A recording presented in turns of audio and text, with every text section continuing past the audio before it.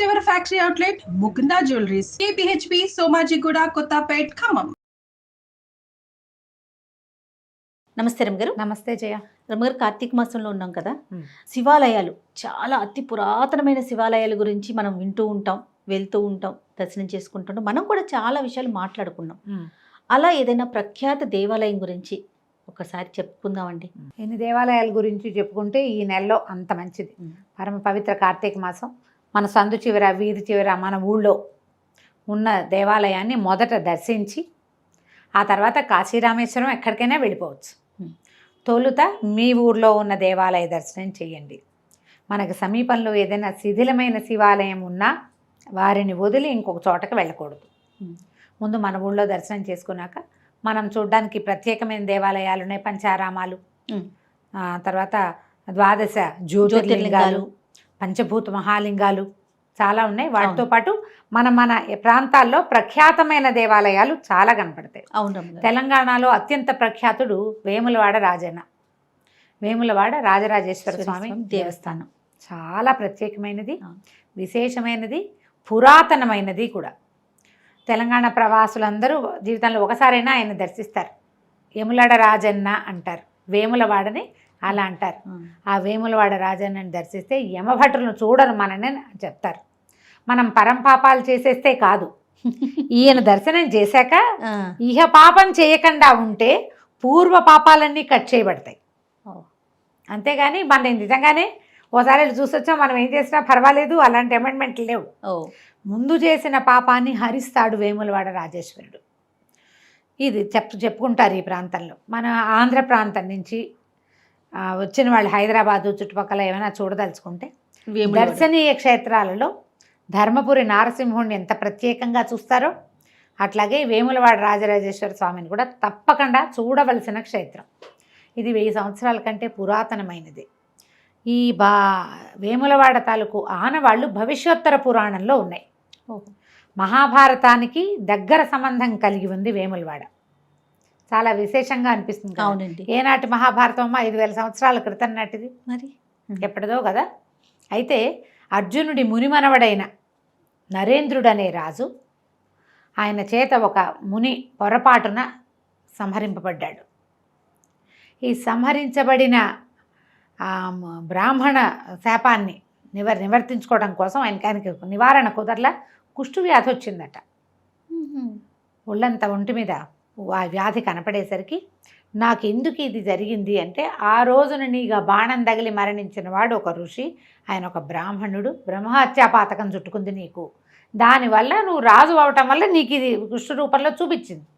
అంటే చూడు, మనకి దీనికి ఒక పాయింట్ ప్రత్యేకమైన విషయం చెప్పుకోవాలి. మన ఇంటా వంట ఎక్కడ ఎలా అయింది, ఏ కారణము లేని జబ్బు అనారోగ్యం ఏదైనా వచ్చిందంటే దానికి కారణం మన పూర్వకృత పాపం అయి ఉండొచ్చు అని చెప్తుంది శాస్త్రం. మన ఇంట్లో అందరికీ ఆయాసం ఉంది, మనకి వచ్చింది ఓకే. ఊరంతా జ్వరాలు ఉన్నాయి, మనకి వచ్చింది ఓకే. మన ఇంటా వంట ఎక్కడా లేదు, ఒక మహమ్మారి వచ్చి మన మీద పడింది. దీనికి కారణం పూర్వకృతం, పూర్వ జన్మ కావచ్చు.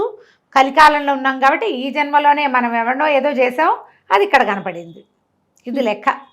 అయితే ఈయన నాకు ఎందుకు ఇలా వచ్చింది అని జాతక పఠనం చేయిస్తే ఈయనకి బ్రహ్మహత్యాపాతకం ఉన్నది, పాతకం వల్ల ఇది కనపడిందంటే ఆయన హత్యాపాతకాన్ని పోగొట్టుకోవటం కోసం, బ్రాహ్మణ హత్యాపాతకాన్ని పోగొట్టుకోవటానికి మొత్తం భూమండలం అంతా పరిభ్రమించాడు.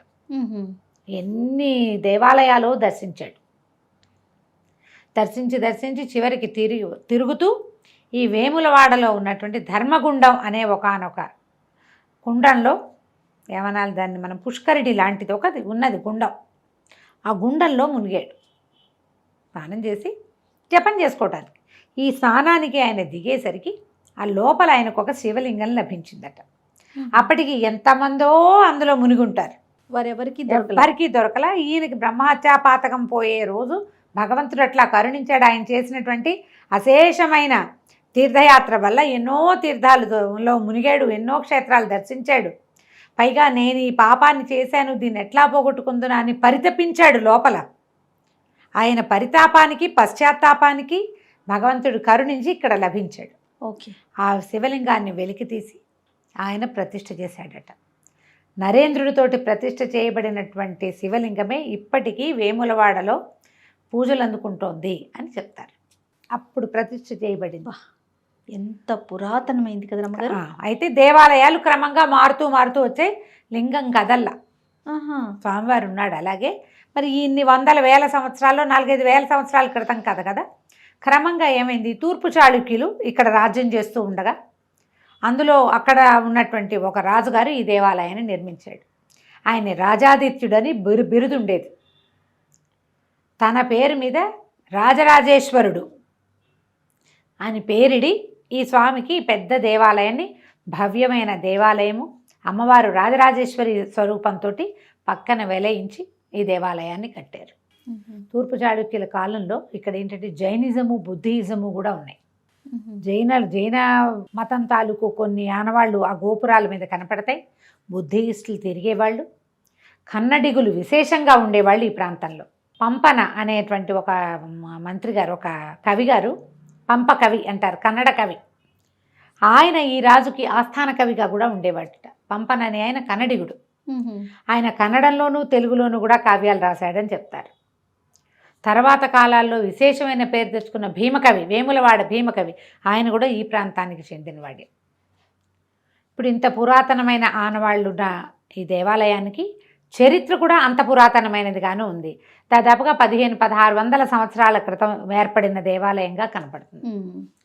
ఏవో చిన్న చిన్న భౌగోళికమైన మార్పులు ఊళ్ళల్లో ఉండొచ్చు.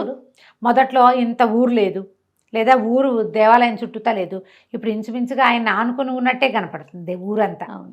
అప్పట్లో ఒక ప్రవాహం ఉండి, ప్రవాహాన్ని ఆనుకుని దేవాలయం ఉండి, అదే ఈ ప్రవాహంలో నుంచి వచ్చే నీళ్ళే ఈ ధర్మగుండంలోకి వచ్చేవి. తర్వాత ఊరందరికీ ప్రజలకి కావలసిన నీరు కూడా అదే ప్రవాహం ఇచ్చేది. క్రమంగా ప్రవాహానికి దేవాలయానికి కొంత గ్యాప్ వచ్చింది. విశేషమైన స్వరూపంతో లింగరూపిగా కొలువై ఉన్న రాజరాజేశ్వర స్వామిని మొక్కుకుంటే తీరని కోరికే లేదంటారు. అమ్మవారు రాజరాజేశ్వరితో స్వరూపంతో ఒక కాలు మడిచి పైకి పెట్టుకుని ఒక పాదం కిందకి వెళ్ళాడి స్థిమితంగా కూర్చున్న స్వరూపం కనపడుతుంది. ప్రశాంతంగా ఉంటుంది. అసలు దేవాలయం అంత సందడిగా ఉన్నా ఒక కూల్ ఫీలింగ్ వస్తుంది లోపలికి వెళ్ళేసరికి. అయితే ఇక్కడికి అన్ని రకాల మతాల వాళ్ళు ఈ దేవాలయానికి వచ్చేవాళ్ళట. జినులు, బౌద్ధులతో పాటుగా తురుష్కులు కూడా వచ్చేవాళ్ళు.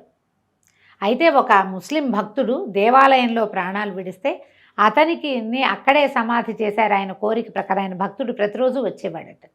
దేవాలయ సన్నిధానంలోనే మనకు ఒక సమాధి కనపడుతుంది ముస్లిం భక్తుడికి. దర్గా లాగా నిర్మించి ఉంటుంది చిన్న కట్టడం. అయ్యవారిని చూసి మనం ప్రదక్షిణ మార్గంలో వస్తే మనకి ఎడం చేతి వైపు కనిపిస్తుంది. అయితే ఈ ప్రఖ్యాతుడైన ఈ కాలం రాజరాజేశ్వర స్వామి చుట్టూతంతా అడవి ఉండేదట.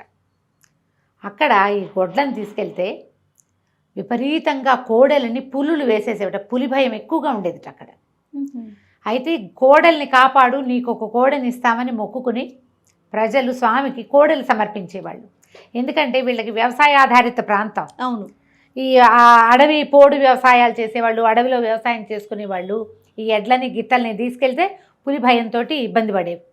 పైగా ఒక కోడి పడిపోయింది అనుకో, మిగిలినవి భయపడతాయి. వ్యవసాయానికి సహకరించేవి కాదట. రావని మొరాయించి కుమ్మేసి గొడవ చేసేవి. అందుకని స్వామికి ఇస్తామని మొక్కుకుని ఆయన మీద ఆనబెట్టి కోడెని సమర్పించడం ఇక్కడ ఆచారంగా కనపడుతుంది. జత కోడల్ని కూడా ఇస్తారు. ఆ కోడెని సమర్పిస్తే ఆయన గుడి చుట్టూతా ప్రదక్షిణం చేసి స్వామివారి కైంకర్యంలో వదిలేస్తారు. అయితే అందరూ వదలలేరు. కోడలు అంటే ఇప్పుడు కనుక 1,00,000 రూపాయలు అయినా ఉంటాయి. ఇప్పుడు ఇవాళ రేటు, ఇది వరకు కూడా ఖరీదు ఉండేవి. ఇలా ఇవ్వలేని వాళ్ళు ఏం చేసేవాళ్ళు, ఆ వాకిట్లోనే 2 కోడల్ని పెట్టుకుని ఉంటారు. ఆ ఇచ్చేవాడికి ఒక 100 రూపాయలు ఇచ్చి పశుపాలకుడికి మనమే ఆ కోడని చేత్తో పుచ్చుకుని ఒకసారి స్వామివారి చుట్టూతా దేవాలయం గర్భగుడి చుట్టూతా తిప్పి మళ్ళీ అక్కడ వదిలిపెట్టేస్తే సరిపోతుంది. అలా కూడా చేయొచ్చు. సంతానం కోసం కోడల్ని సమర్పించేది చాలా విశేషంగా కనపడుతుంది. చక్కగా స్థిమితంగా మట్టసంగా కనిపిస్తుంది. ఆలయం చతుర్మధ్యంగా ఉంటుంది. 4 చతురస్రాకారంలో కనిపిస్తుంది. అయ్యవారికి రాజరాజేశ్వర స్వామి లింగరూపిగా ఉన్నాడు కదా. అవును. కుడి ఎడమలుగా ఓవైపు రాజరాజేశ్వరి దేవి, ఇంకోవైపు ఏమో లక్ష్మీ సహిత గణపతి విశేషంగా కనపడతారు. ఇలాంటి ఇది సన్నిధి కనిపించడం కొంచెం అరుదుగా కనపడుతుంది. దేవాలయం చుట్టూతో మనం ప్రదక్షిణ చేయడానికి మంచి అవకాశం ఉంటుంది. నేను బాలాంబికవి 2 శ్లోకాలు చెప్తానా, అవును. ఆ శ్లోకాలు నేను ఈ దేవాలయం నుంచి తెచ్చుకున్నాను. వెళ్తే నాకు గోడ మీద రాసున్నాయి, గబగబా రాసి తెచ్చేసుకున్నా. ఇంటికి వచ్చే లోపల కారులోనే 10 సార్లు చదివి నేర్చుకున్నాను అనమాట అవి. మరి అక్కడ ఎందుకు రాయబడి ఉన్నాయి, ఎందుకు పెట్టి ఉన్నదో తెలీదు. ప్రత్యేకమైన దేవాలయాల్లో ఈ వేములవాడ రాజరాజేశ్వర స్వామి దేవాలయం కూడా చాలా విశేషంగా కనపడుతుంది. మనకి అభిషేకాలు, అర్చనలు చక్కగా వెబ్సైట్ అది ఉన్నట్టుంది, మనం అక్కడ చేసుకోవచ్చు. ఇక్కడ విశేషంగా అన్న పూజ చేస్తారు, స్వామివారికి అన్నాభిషేకం చేస్తారు. అన్నంతో అభిషేకం చాలా ఐశ్వర్యప్రదం. అసలు శివుడే ఐశ్వర్యకారకుడు. ఐశ్వర్యప్రదాత అయిన శివుడు మోక్షకారకుడుగా కూడా ఉంటాడు. నువ్వు ఏదడిగితే అది అంతే, ఏదడిగితే అది ఇస్తాడు. మనం ఈ గంగావతరణ కథల్లో అక్కడ చెప్పుకుంటాం. బ్రహ్మదేవుడి కోసం భగీరథుడు 1000 సంవత్సరాలు తపస్సు చేశాడు, గంగానది కోసం 1000 సంవత్సరాలు తపస్సు చేశాడు. శివుడికి 3 ఏళ్లే, 3 ఏళ్ళకు వచ్చేసాడు. 3 ఏళ్ళకు వచ్చి నీకేం కావాలో చెప్పు, అది నేను ఇస్తానన్నాడు. పరమేశ్వరుడికి ప్రశాంత చిత్తం ఇష్టం. నువ్వు లోపల బోళ్ళంతా గలభా పెట్టుకుని హడావిడిగా ఉండి ఈయన్ని కూడా ఒకసారి హలో అందామంటే పలకడు, ఆయన్నే హలో అంటే పలుకుతాడు అది తొందరగా. అది అది చాలా రకాలు పెట్టుకుని నువ్వేదో పూజా విధానం పెట్టుకుని ఏమిటేమిటో చేసి 10 మందిని పెట్టుకోకుండా ఒక్క పరమశివుణ్ణి పట్టుకుంటే పరమ సంతోషంగా వచ్చేస్తాడు మన దగ్గరికి. ఏది కావాలో అది ఇస్తాడు. ఐశ్వర్యము ఈ లోకంలో బతకడానికి, మోక్షం మళ్ళీ పుట్టక్కర్లేకుండా 2 ఇచ్చేవాడు ఎవరు కనపడతాడు? పైగా సులభ సాధ్యుడిగా ఉండేవాడు. అట్లాంటి సులభ సాధ్యుడైన పరమేశ్వరుణ్ణి ఈ కార్తీక మాసంలో తలుచుకోవటమే విశేషం. అవకాశం ఉంటే చక్కగా దర్శనం చేసుకోండి. కరీంనగర్కి దగ్గర. అవునండి, కరీంనగర్కి ఒక 30-40 కిలోమీటర్ల లోపల ఉంది. హైదరాబాద్ నుంచి ఇంచుమించుగా ఒక 190 కిలోమీటర్లు ఉందేమోనని అనుకుంటున్నాను. చాలా బస్సు సౌకర్యం ఉంది, చాలా సౌకర్యం ఉంది, ఈజీగా వెళ్ళిపోవచ్చు. రాజన్న జిల్లాగా చేశారు ఆ జిల్లాని కూడా. అవునవును, రాజన్న జిల్లా చక్కగా బ్రహ్మాండంగా వెళ్ళి రావడానికి అవకాశాలు ఉన్నాయి. హైదరాబాద్ నుంచి సులువుగా వెళ్ళి రావచ్చు. రకరకాల దర్శనాలు చేస్తుంటారు. ఎప్పుడు చూడకపోతే తప్పకుండా తెలంగాణలో ఉన్న, హైదరాబాద్కి కొంత సమీపంలో ఉన్న వేములవాడ రాజరాజేశ్వర స్వామిని దర్శనం చేసుకోండి. తప్పకుండా రమ్మగారు. నమస్తే. నమస్తే జయ.